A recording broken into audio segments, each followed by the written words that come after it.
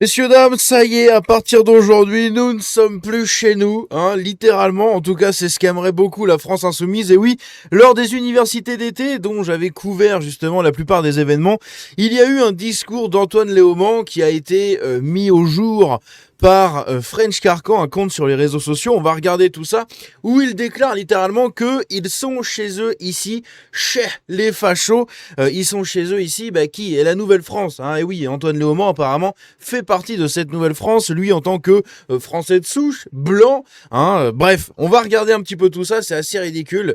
Le Robespierre de Wish, hein.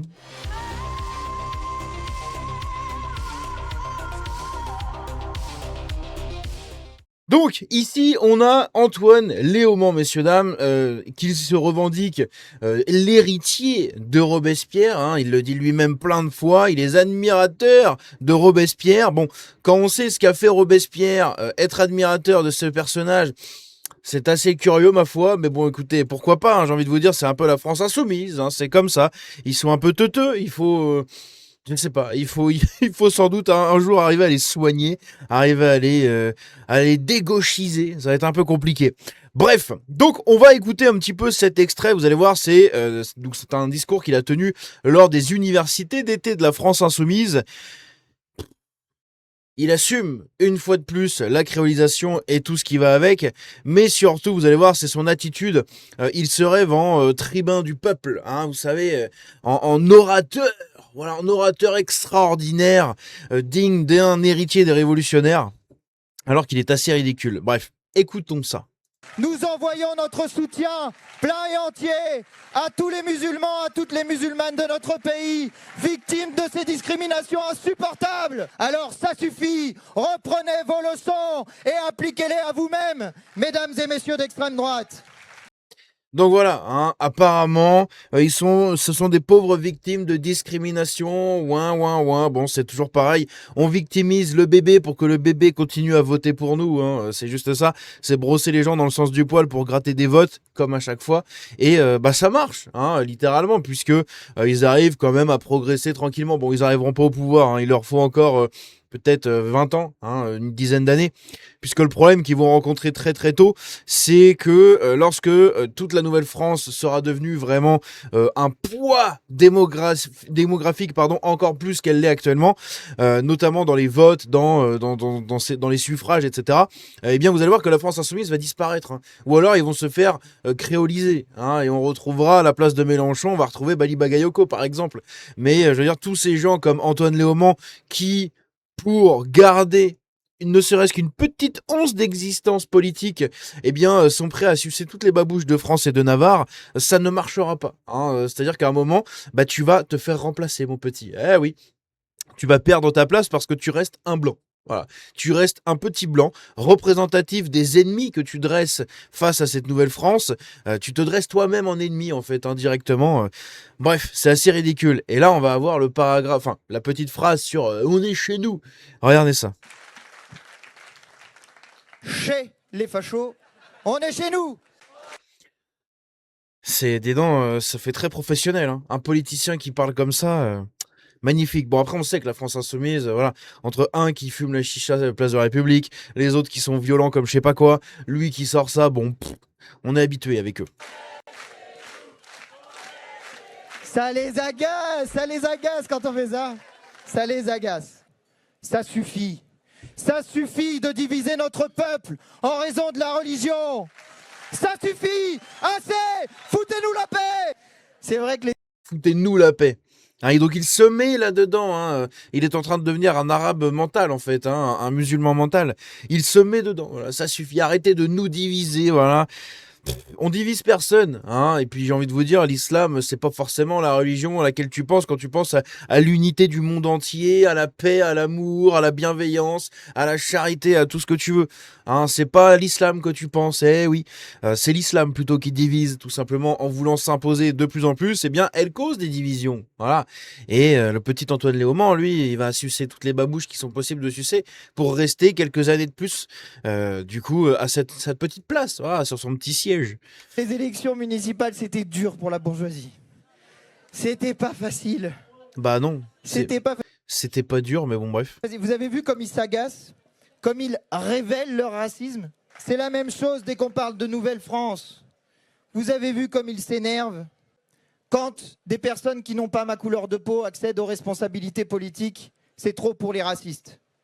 Et quand des personnes qui sont de la France insoumise, qui veulent partager la richesse et venir en aide aux plus pauvres, sont élus aux responsabilités politiques, c'est trop pour la bourgeoisie.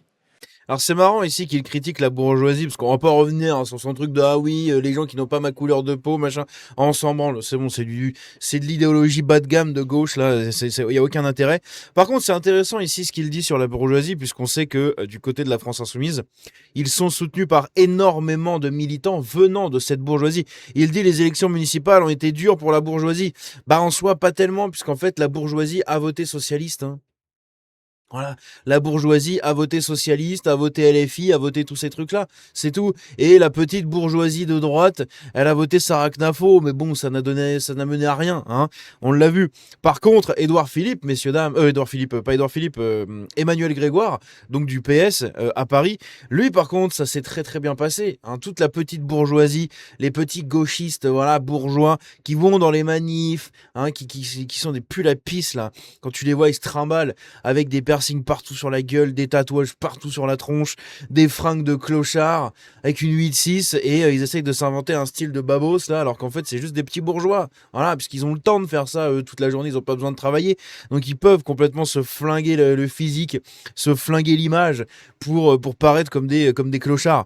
Et donc ce sont eux, hein, qui ont voté pour Emmanuel Grégoire. Il y a eu énormément de rassemblements, de faits, d'actions, de faits, de militantisme de faits sur le terrain, et c'est ces gens-là qui l'ont fait, c'est la bourgeoisie, mais la vraie bourgeoisie, celle qui a voulu remplacer l'aristocratie et la noblesse à la Révolution, et c'est elle, hein, qui a pris les rênes, et on en voit encore les dégâts aujourd'hui. Voilà, tout simplement, 250 ans plus tard, c'est toujours les petits bourgeois qui ont pignon sur rue, on va dire.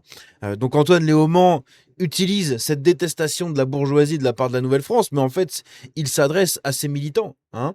C'est-à-dire que dans sa foule là, qui l'écoute, vous avez entre 2-3 blancs, vous avez un arabe, comment on appelle ça, un noir, et au milieu, vous avez un petit bourgeois blanc, quoi. Voilà, c'est toujours comme ça en fait que ça se passe. Et il y a beaucoup de bourgeois blancs qui sont d'une cinquantaine d'années, des anciens fonctionnaires, des personnes qui avaient eu des postes à responsabilité, des cadres dans les finances, ce genre de trucs, qui se retrouvent à devenir militants de la France insoumise. C'est ridicule, bref. Et après, ils parlent un peu de l'argent et tout. Bon, j'en avais déjà parlé, donc je vais pas le refaire ici, mais voilà, hein, leur truc de on va taxer tous les riches pour financer les pauvres, ça ne marchera jamais en fait, puisque même si tu arrives à taxer au début les riches, ça va durer qu'un temps, hein, un tout petit temps, quelques années, grand maximum, et encore, le temps que tous les riches se cassent du pays, et après, il restera plus personne. Et tu vas taxer la classe moyenne pour financer les pauvres, et après, tout le monde sera pauvre. Voilà. Et c'est le but, hein, du communisme, c'est que tout le monde soit égalité dans la merde. Bref, on avance. Alors, quand c'est les deux, d'un seul coup, on s'aperçoit que peut-être bourgeoisie et raciste, c'est un peu la même chose. Ouais. Bah non, parce que la bourgeoisie actuellement se dresse dans cette espèce de lutte anti-racisme, etc. C'est la bourgeoisie, hein. Je veux dire, nous à droite, on n'est pas bourgeois, hein. Moi, je suis pas bourgeois, je suis rien du tout, hein. C'est un truc de fou parce que évidemment, ils nous visent, moi, vous, tous les gens à droite. Sauf qu'on n'est pas bourgeois, nous. On n'est pas bourgeois, loin de là, hein. On n'a pas cette chance, ce privilège d'être des petits bourgeois. C'est pour ça qu'ils sont en colère. C'est pour ça qu'ils sont méchants avec nous. Ils sont méchants. Ils sont méchants avec nous. Encore une fois, il se met, hein, dans ce groupe alors que lui, justement, il utilise la victimisation et les souffrances. Parce que oui, hein, c'est un truc qu'on peut pas nier. Il y a une partie de cette population immigrée qui souffre, hein, de très très forte précarité, de l'ultra-violence dans les quartiers, de ce genre de trucs. Ça, on le sait tous, hein. Évidemment, ça existe. Pas autant qu'on voudrait nous le faire croire, mais ça existe. Et lui, il utilise justement cette souffrance et cette condition humaine défavorable pour ces gens pour leur donner des raisons à la victimisation pour qu'ils continuent à pleurer, à chouiner. Et après, il utilise justement les pleurs et les chouineries de ces gens pour dire « Ah, vous voyez, ces gens pleurent, moi je les écoute. » Bah oui, c'est toi qui leur as dit de chouiner. Hein, tu leur as dit « Ah, mais regarde, t'es pauvre, c'est à cause des blancs, ils sont racistes, ils t'aiment pas, c'est de leur faute, machin. Ah, mais les blancs, ils sont racistes. Ah, vous voyez, ils sont racistes, les blancs, regardez, ils pleurent. » Vous voyez un peu comment ça marche? Bah c'est comme ça. Camarades. Camarade. Oh, wow. Une autorité naturelle à laquelle je ne m'attendais pas. Et ben voilà, comme quoi ils disent qu'on n'aime pas les patrons. Les patrons, ils sont la France insoumise. Les petits patrons. Parce que les gros, on va les faire cracher. Voilà, les grands patrons, on va les faire cracher. Bah oui, on va les faire cracher, on va les ruiner. Mais vous allez pas réussir à les ruiner. Parce qu'en fait, dès que tu vas commencer à leur prendre un peu plus que ce qu'ils sont d'accord de te donner, ils vont se barrer du pays. Ils délocaliseront tout. Tu vas te retrouver avec des chômeurs à bras le corps. Tu vas te retrouver avec une crise financière pas possible, avec une baisse de plus en plus de la productivité et comment dire, de l'attrait qu'a la France pour les gens. Déjà qu'elle n'en a pas beaucoup. Là, ça va être encore pire. Et à la fin, bah, il y aura plus de riches en fait à taxer. Donc, tu vas taxer qui? Mais ça, ils le savent très bien. Hein, ils sont pas teubés. Ils le savent très bien. C'est juste qu'ils ont besoin d'agiter cette espèce de petite clochette, voilà, gling, gling, gling, gling, gling, pour que tous les cas sociaux là viennent voter pour eux. Ils ont besoin d'agiter ça. Et une fois qu'ils seront au pouvoir, ils feront absolument rien en fait, parce que s'ils le font, c'est la fin de leur pays. Et 3, 4, 5 ans après, bah ça c'est fini. Ils vont tomber. Ils tomberont, ils n'auront plus de thunes non plus, eux, ils n'auront plus rien. Donc, ils le savent très bien. Hein. C'est là où c'est très malsain et c'est très vicieux. Hein. C'est que tu forces les gens à se victimiser. Une fois qu'ils se victimisent, tu utilises leur victimisation pour ton combat politique. Et en plus de ça, derrière, avec ton combat politique, tu vas provoquer encore plus de dégâts qu'à la base. Mais au moins, toi, t'auras été content, t'auras été au pouvoir, t'auras pris tes thunes, etc. Et c'est très communiste. Voilà. C'est de s'accaparer les richesses des autres. Bah, c'est exactement ça. Voilà. Ils veulent s'accaparer les richesses de la France en utilisant la victimisation des personnes les plus défavorisées et celles qui souffrent le plus. Quoi. C'est magnifique. On a envie que quand on produit de la richesse, ça revienne dans nos poches. Parce que c'est les travailleuses et les travailleurs qui produisent la richesse dans ce pays. Et pas les capitalistes qui sont des nantis, qui foutent rien, qui attendent. Donc il dit ça avec une Apple Watch au bras. Hein. Si on regarde, on peut zoomer. Il a une Apple Watch au bras, d'accord? Il dit oui, c'est les capitalistes, machin. Il a une Apple Watch au bras. Voilà. Il a une Apple Watch, il a des grosses montres, il a un MacBook, il a un iPhone. Voilà. Il est dans des grosses bagnoles. Hein. Il a son chauffeur. Hein. Il a son chauffeur, des grosses bagnoles, c'est des berlines, etc. Donc voilà, capitalisme, bon, ferme ta gueule, hein, on sait très bien que t'es clairement pas anticapitaliste, au contraire, t'es l'un des pions les plus bêtes du capitalisme, parce qu'en fait, quand bien même ton combat politique, tu continueras à acheter, voilà. Moi, je boycotte des entreprises, notamment pour leurs actions et leur militantisme politique, lui ne le fait pas du tout, parce que si vraiment il voulait boycotter pour être droit dans ses convictions, eh bien, il n'achèterait pas de produits Apple, hein, il n'achèterait pas tous ces grands trucs-là, toutes ces grandes marques de fringues, etc., il n'achèterait absolument rien de tout ça. Voilà. On a Raphaël Arnaud qui s'habille en fringues de luxe. Hein. D'accord, il est en fringues de luxe, avec du Louis Vuitton, etc. Quand bien même ces gens veulent la fin de Bernard Arnault, c'est quand même assez ridicule. D'accord. Et pourtant, voilà, tout le monde les applaudit. Parce qu'ils sont écoutés par des demeurés, tout simplement, qui ont 2 de QI. Du coup, ils voient pas ça. Le mec est en train de vous faire un discours sur les capitalistes, que le capitalisme c'est le mal, machin, blablabla. Il a une putain d'Apple Watch au bras, quoi. Juste que l'argent tombe dans leur poche, avec des banquiers qui travaillent pour eux. Ça suffit. Des banquiers qui travaillent pour eux. Mathieu Pigasse, millionnaire, multimillionnaire. Hein. Bon, il est quasiment milliardaire, mais bon, il reste juste en dessous du milliard déclaré, on va dire.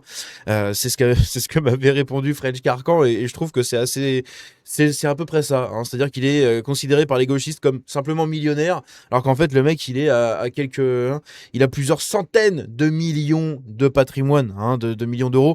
Donc il est très très bien. Et lui, c'est un ancien banquier. Voilà. Et lui, il déclare haut et fort soutenir la France insoumise. Donc visiblement, quand tu as des milliardaires qui les soutiennent, ça les dérange pas trop. Voilà, des millionnaires ou des milliardaires, ça les dérange pas trop. Voilà. Et ce mec, c'est un ancien banquier d'affaires. Hein. Il gérait des fusions-acquisitions, il flinguait des entreprises pour son propre compte, tout comme Macron chez Rothschild, etc. C'est exactement le même délire. Voilà. Et Mathieu Pigasse, c'est un millionnaire qui soutient la France insoumise. Et là, Antoine Léaumont vient nous dire oui, les banquiers qui travaillent pour eux. Oui, mais tu es soutenu par un putain de banquier, espèce de tête de nœud. Hein. Putain, c'est complètement tabayot. Hein. Donc ils le savent très bien ce qu'ils font. Hein. Donc c'est pour ça quand je le traite de teubé, etc. En fait, il est pas teubé, il sait très bien ce qu'il fait. Il sait très bien ce qu'il fait, c'est juste que c'est lui qui s'affiche devant moi, c'est lui qui va prendre l'accusation de teubé. Mais il sait très bien ce qu'il fait. Par contre, comment dire, l'électorat, eux, ils sont complètement demeurés hein, pour ne pas voir ces trucs-là. Ou alors ils les voient, ils sont dans un déni. Bref. Et donc justement, on est chez nous, blablabla, blablabla. On a eu le cas hein, de cette voiture à Caen. Hein, j'en ai parlé dans la précédente vidéo. Une attaque à la voiture bélier à Caen. Bon bref. Et donc, on en avait parlé, le vivre ensemble en fait est absolument impossible, même au sein de leur propre communauté. Quand t'as pas un seul blanc, ils se foutent quand même dessus et ils se font les pires actes entre eux, quoi. Hein. Ils se provoquent l'extinction des feux définitive entre eux, voilà. Et pour une fois, il n'y a pas de blanc dans l'histoire. Et là, c'est pareil. On a eu le cas à Paris. À Paris, il y a quelqu'un qui a essayé de transformer le cou de l'autre en sushi en pleine rue. Et en fait, on s'est rendu compte que c'était un conducteur. Donc, c'est sur une altercation par rapport à la circulation. On a Ebrahim B qui conduisait une camionnette qui est rentré en collision avec Abdel B qui lui était au guidon de son vélo, voilà. Et les deux se sont foutus sur la goule et il y en a un qui a essayé de transformer l'autre en sushi en pleine rue, voilà. Ce sont les représentants de la Nouvelle-France. Et nous, on n'y est pour rien encore une fois ici. Bref. Ici, on a une petite photo d'Antoine Léaumont avec Raphaël Arnaud et on a French Kerkan qui a donné des informations. Je savais même pas que c'était vrai. Enfin, je savais même pas que c'était qu'il était si petit que ça, mais il nous dit, lorsqu'on sait que monsieur Archambault, alors c'est pas Archambault, c'est Archenot, c'est Raphaël Archenot, que monsieur Archenot mesure 1m68, on en déduit la taille de Toinou. Donc apparemment, Raphaël Arnaud fait 1m68, donc il est même plus petit que moi, fait 1m75, et Antoine Léaumont ferait moins que ça, hein, il a l'air de faire 1m60, quoi. Bon, c'est un putain de nimbus. Voilà, c'est un putain de nimbus, Robespierre, quoi. Voilà, Robespierre. Égal à son idole. Un abus qui a une petitesse et un côté extrêmement vicieux et malfaisant, littéralement possédé par le démon, quoi. Bref, dites-moi ce que vous en pensez dans les commentaires de tout ça. J'espère que je vous ai donné assez d'informations et que vous avez pu en tirer des conclusions. On se dit à la prochaine, que Dieu vous bénisse. N'hésitez pas à me dire ce que vous en pensez dans les commentaires. À très bientôt. Merci pour les 57 000 abonnés. On vient de passer le cap, c'est absolument énorme. Bientôt les 60 000, c'est totalement fou. Bref, on se dit à la prochaine. Prenez soin de vous, que Dieu vous bénisse. Ciao.